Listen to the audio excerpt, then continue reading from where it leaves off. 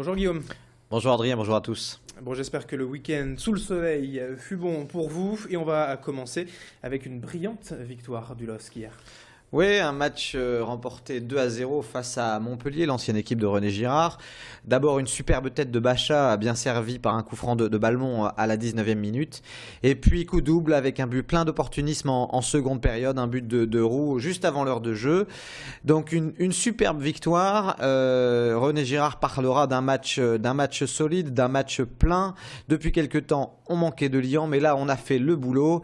Il y avait la manière dans ce match, 53% de possession, 82% de passes réussies. Les Lillois étaient sereins défensivement et ils ont muselé Montpellier qui n'a réussi à se procurer en tout et pour tout que 2 occasions sur toute la rencontre.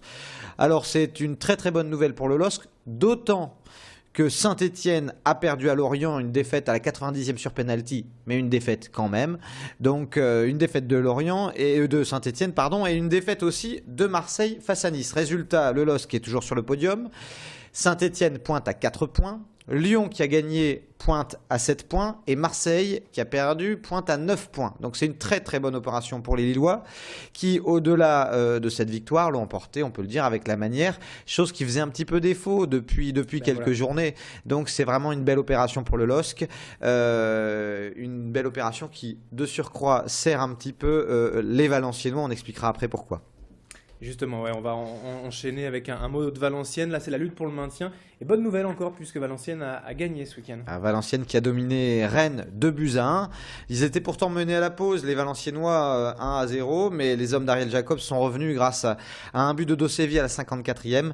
Et puis un autre but de Waris, exceptionnel Waris, c'est vraiment la bonne pioche pour l'équipe valenciennoise. Donc un but de Waris à la 76e, une victoire 2-1. Et puis autant sur le premier match où Montpellier, une fois qu'ils ont encaissé le premier but, les Montpelliérains avaient un peu lâché. Là, ça n'a pas été le cas du tout. Les Rennais se sont accrochés pour revenir au score. Malgré tout, les Valenciennois ont été concentrés, appliqués face à ces Rennais qui n'ont jamais baissé les bras. Et puis, Valenciennes a tenu. Donc, c'est une très bonne nouvelle. Sauf que Evian a aussi gagné. Evian l'a emporté face à Guingamp. Du coup, il y a toujours 5 points entre Valenciennes et Evian. Oui, mais il y a un match qui comptera double, qui comptera presque triple ce samedi à 20h, puisque les Valenciennois iront défier Evian là-bas à l'extérieur.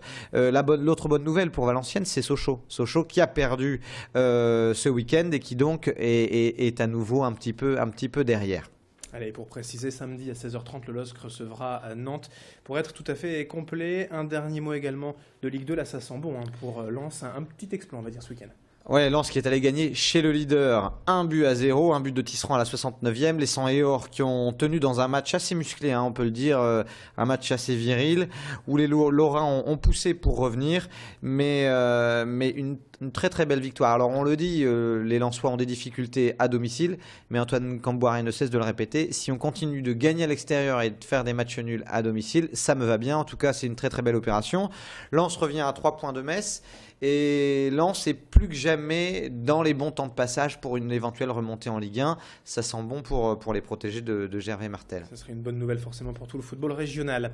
Un des événements aussi en sport, en cyclisme, c'était le Grand Prix de Lillers ce week-end. Ouais, la 50e édition, c'était l'édition anniversaire, avec une victoire de l'ancien Roubaisien Steven Traunet, qui est désormais au sein de l'équipe Big Mat, qui a flairé le bon coup, Steven Traunet, puisque au 110e kilomètre, il y a une petite quinzaine de coureurs qui se sont échappés.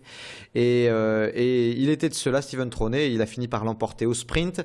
Donc c'était une belle édition sous une météo magnifique. Donc pour le cyclisme, ça fait du monde sur le bord des routes. Et puis ça a dû faire plaisir à René Pelka, l'ancien président du comité régional de cyclisme, qui donne beaucoup pour cette course depuis des années. Donc un coup de chapeau à René Pelka et puis une belle victoire d'un ancien Roubaisien sur la 50e édition du Grand Prix de Lillers. Bon, il a fait beau, mais on va passer au sport de salle à l'intérieur avec un vrai coup de chapeau pour les Lissoises en tennis de table. Les Lissoises qui jouaient la demi-finale aller de Coupe d'Europe, c'était à l'extérieur, c'était en République tchèque à Odonin. Les Lissoises qui se sont fait peur parce que d'emblée, premier match, le match de Bernie Sox, qu'on pensait victorieux, et puis elle a perdu, elle s'est faite surprendre par la numéro 1 tchèque.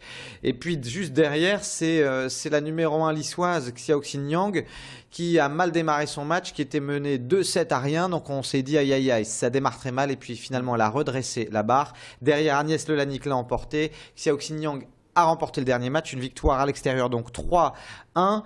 Et donc il y aura un match retour bien embarqué le 22 mars à 19h au complexe Jules Ferry à l'Isle-et-Lannoy. Faudra y être, c'est du tennis de table de très haut niveau. Et il y a un coup à jouer pour aller jouer une finale européenne pour un club féminin de la métropole. Donc un grand coup de chapeau à elle. C'est à saluer, effectivement.